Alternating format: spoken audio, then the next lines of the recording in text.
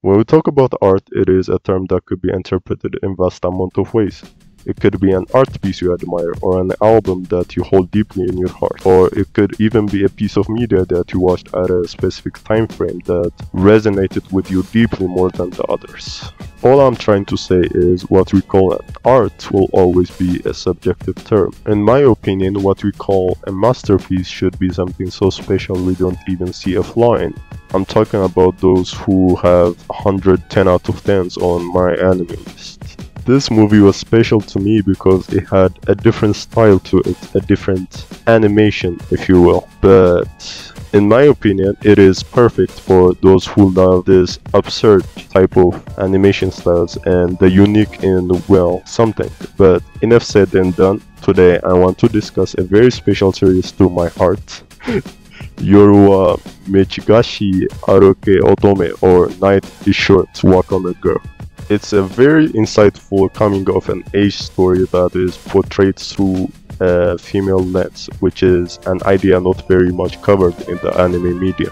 But that topic is coming to light thanks to a Japanese novelist known as Tomihiko Morimi, who is renowned for his works like Penguin Highway, or you might be inclined to his most popular work, The Tatami Galaxy. Although being popular comparatively, is still a hidden gem, so check it out if you haven't already. I guess you could call it the parent series of this movie, but it is very much a standalone movie. It do take some characters, but for the plot part, it is a standalone plot. I would have given you a summary for the movie, but I couldn't even fathom how I could explain the plot for you. To put it bluntly, it is impossible, because it's essentially a chaotic mess, but a beautiful one at that.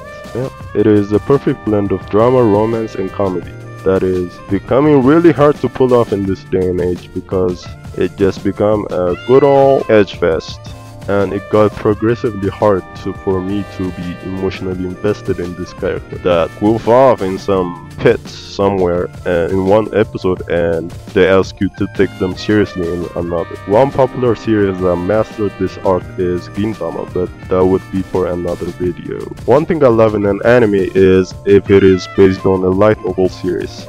In my opinion, those series have the best narratives and overall more thoughtful and meticulously crafted cast. Take for example the Monogatari series. It would be really hard for me to point out any character that I didn't like or a setting that wasn't enjoyable for me. But of course, apart from that toothbrush scene, yeah, very vital for the plot if you ask me.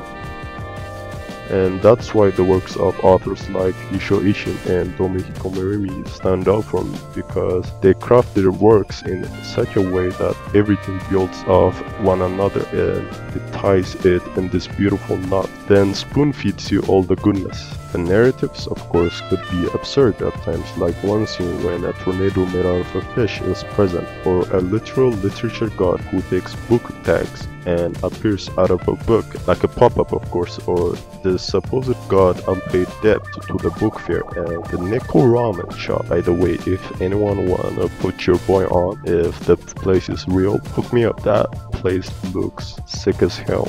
If you're familiar with the Tatami Galaxy anime, you would know what you're getting into. I think nothing I say now would further add to the conversation, but that's a good thing in my opinion, because it is a pinnacle of experimental anime, which studios nowadays are furthering themselves from this type of art style, which is very sad to see, because series like Mononoke, with its yokai horror type of stories that is depicted with the most eye candy-esque art style, or even Serial Experiments Lane would come into the conversation, because it wouldn't work without its very eerie vibe that makes it uncomfortable to watch. Serial Experiments Lane much stands out for me than the others because of its surreal and dark depressing visuals. But also there are usage of digital illustrations, which at the time were very new concepts.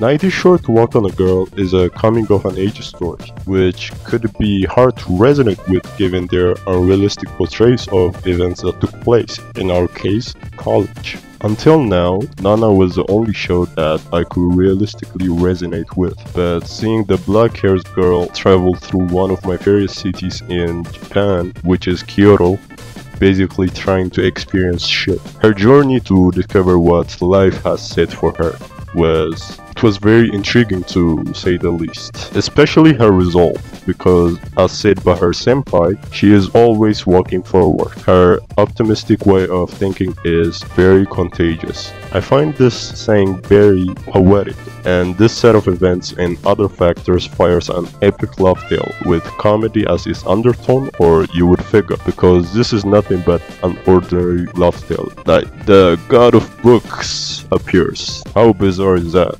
But for my boys and girls who watched the Tatami Galaxy anime, you would know how much of a giga chad he is. And this anime production company gave birth to my favorite but also the most bizarre series of events in human history. And for the life of me, I can't put it in words. So future me, roll the clip.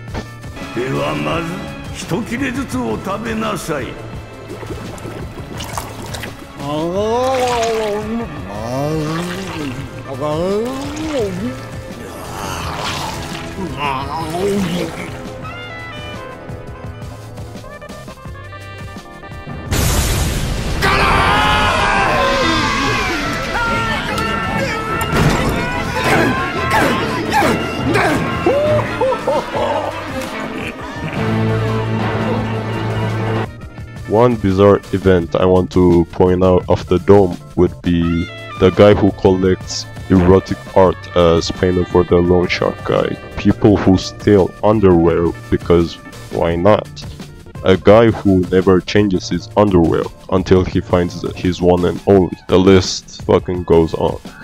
So my final thoughts would be this movie is pure feel-good fun times. Its themes are very fitting. The film is very bright with colors, very vibrant and bubbly because it reflects the main character creating something surreal, which might be a reflection on how our senpai feels towards our main girl, as her thought process is to keep moving forward, whatever it takes and whatever happens, passes. Take for example her battle with the loan shark. He compares the drink to a nihilistic view of life, being it meaningless. While in her case, the drinks are portrayed as, or as she describes it, as a luxurious and abundant piece of liquor. This shows the view of our two characters of the world. Some view it with despair and negativity, while others view it with warmth and positivity. In my opinion, she won that back and forth battle because she could appreciate the liquor or anything really for what it is, while the loan shark focused on the flaws and slowly felt emptier because of that. Her mindset is something that intrigues me because it directly applies to how the story flows. As she decides to keep moving, more and more happens. If she decides to stop, none of the events would occur as she was the turning point for most of them. Her warm view of life inspired everyone around her, breathing life within the city and quite literally make it come to life. One of the key lessons I got from this movie reads as follows. Maybe you could create change in your life. Connect your red string with the ones of others and form one in a lifetime experiences. This saying stuck out to me from the others while reading reviews after watching the movie. I don't know, I feel like it was a very great message. It portrayed young people in their early 20s trying to figure shit out. And it really hit home, me being in my early 20s at the moment, really gave me an insight to what life is in your 20s. It gave me the realization that you don't figure shit out when you turn 20. Pretty much a wake-up call for me, in my opinion. But this was a very great message.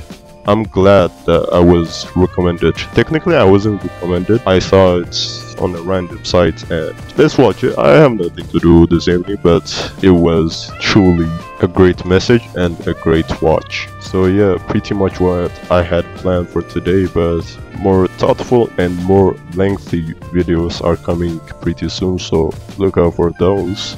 Anyways, like, comment and subscribe, and I'll see you all in the next one.